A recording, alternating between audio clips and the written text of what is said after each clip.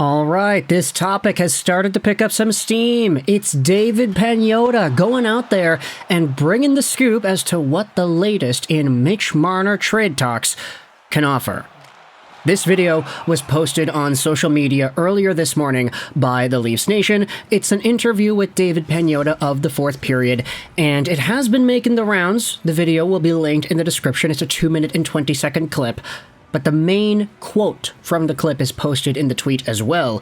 I believe the Nashville Predators at some point have been one of the teams that have said to Toronto, if you're considering moving Mitch Marner, give us a call.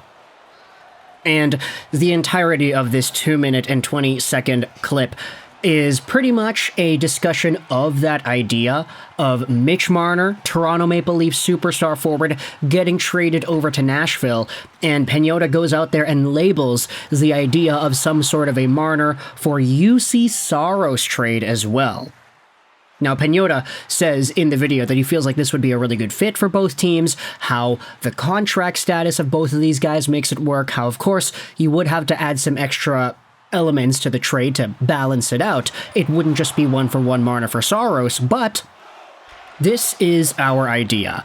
And what I wanted to do was just kind of talk about the fit in this video, talk about some of the fan reactions, and talk about how this could really benefit both sides.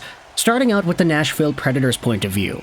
You see, this entire video and a few articles that were there, they were posted onto the Nashville Predators subreddit, and I did see a few people go out there and complaining in the comments, like, hey, this might not be the right player for the culture, this guy isn't that good, he's this, he's that, everybody doesn't like him, and then there are other people going out there and responding saying, hey, wait a minute, like, Mitch Marner is a 90-point guy every single year. If he gets a bit luckier, then he probably is a 100-point guy. What reason do the Nashville Predators have to say no to a trade like this when Marner would automatically be the top most talented forward on the entire gosh darn team? Not to disrespect the Philip Forsbergs and the Nyquists and the Ryan O'Reillys, but Marner is just a step above in terms of his offensive productivity, whether he's playing with Matthews or not. It's just in the playoffs, when the going gets tough, that is when he really disappears.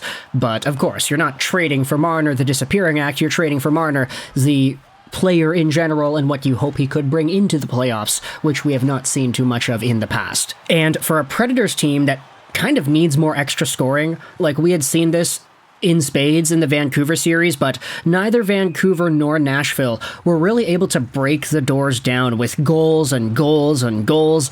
It was a very defensively minded and tight series, and when the Preds needed goal support the most, they just couldn't get it. Sure, they had goals in Game 4, for example, the comeback win for Artur Silovs, but they did need some more goal support. Let's just say in game number 6, they lost 1-0 at home ice, and none of their guys could get things going.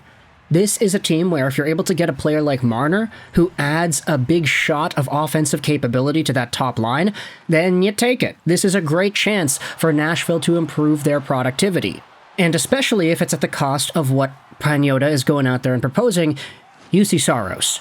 Now, Saros, for the perspective of the Predators, you could say he might have already played his last game. Not because he's a bad goalie. He was really good in the Nashville-Vancouver series. It's just with Yaroslav Askarov being the guy in the crosshairs to potentially take this team forward into the future, with him potentially ready to take that next step, you beg the question, is Saros really necessary to keep around for this team, especially when you consider his contract is expiring at the end of next season? He's making $5 million a year. He's good enough where he could definitely demand more than that.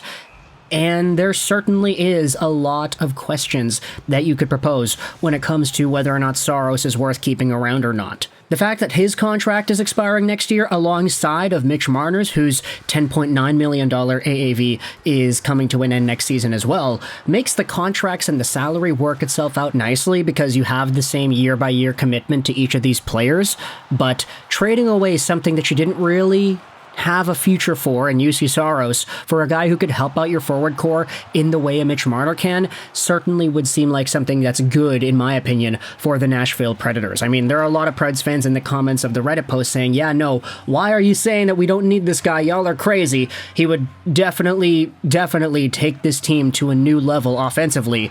People are just overreacting to his inconsistency in the playoffs, etc., etc., and there's a good rationale behind that. I'm not going to discredit it.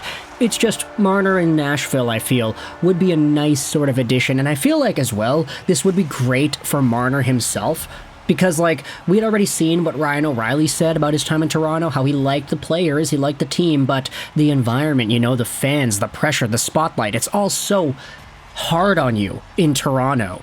Now, he's in Nashville, he's doing all right.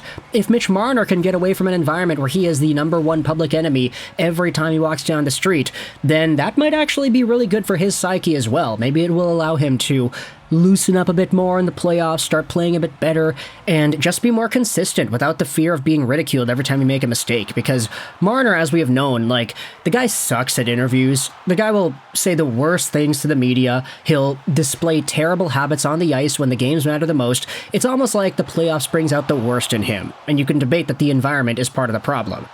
Meanwhile, for Toronto, getting a guy like Juuse Saros onto their team would be an instant upgrade. Like, I am sorry, Ilya Samsonov, but this guy's gotta go. There's no way he's gonna be brought back as a potential starter for next year. You've got Joseph Woll, he's fantastic, but if you need the other guy to represent the other half of starts, then Juuse Saros could very well be that. I mean, he's been a consistent 900-plus goaltender the past few years. The .927 that he had in 2021 was just outstanding. He's always been such an amazing goaltender, and this guy would definitely be an immediate upgrade for the Toronto Maple Leafs.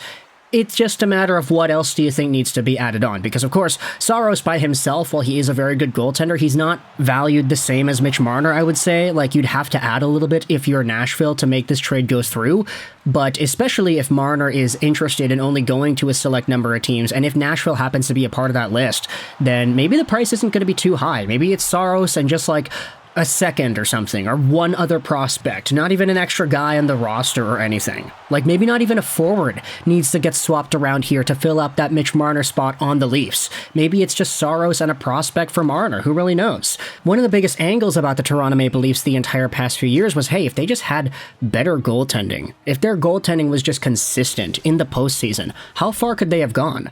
He needed to save out of Sammy against Boston, he didn't get it. So, with Saros in net, who, by the way, was very good in the Nashville-Vancouver series. He was making saves left, right, and center. He just got beat a few times because he pinched a bit too hard, committing to shooters before those shooters would pass it off to Brock Besser on the side.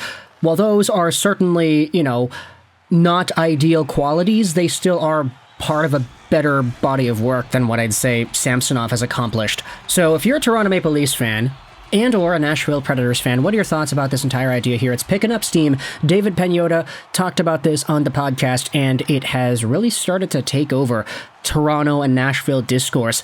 Let's hear it in the comments section below. Mitch Marner for Juuse Saros. What do you think about this idea? If you're a fan of either of these teams, would you see your team benefiting from this kind of a trade? And extra question, what is the extra asset that needs to be moved around to make this trade equal in your eyes? If you're a Toronto fan, what is the least that you would accept in a Saros-Marner trade to be added on from the Nashville point of view? And if you're a Predators fan, what's the most that you would be willing to part with alongside of Saros to get Marner onto your team?